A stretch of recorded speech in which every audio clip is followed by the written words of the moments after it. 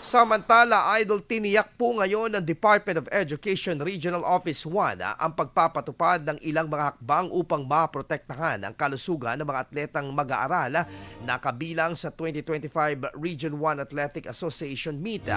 Bunsod ito sa nararanasang matinding init ng panahon. Ayon sa DepEd Region 1 Assistant Regional Director Roda T. Razona, tinitiyak po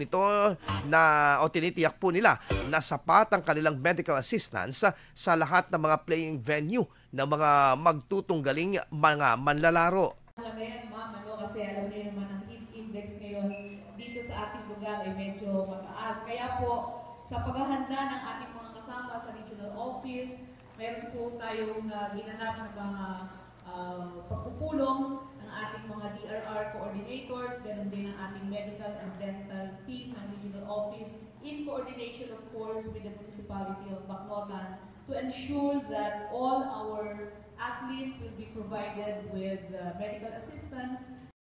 Yan po ang tinig ni DepEd Region 1 Assistant Regional Director Roda T. Razona. Aniya pa na hindi umano nila hahayaan na maglaro mga atletang mag-aaral sa mga oras kung saan kasagsagan ng mataas na heat index o mainit na panahon. May precautionary measures din po tayo na walang mga laro sa pagitan ng mga oras na masyadong matindi ang sikat ng araw. So from 11 to 3 p.m.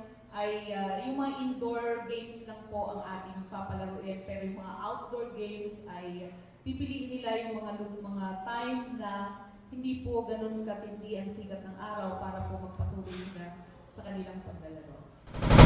Samantala, patuloy rin ang pagbibigay paalala nila sa mga coaches at mga batang atleta na magdala ng maiinom na tubig at ekstrang kasuotan upang maiwasan ang dehydration. IFM News. IFM News. IFM News.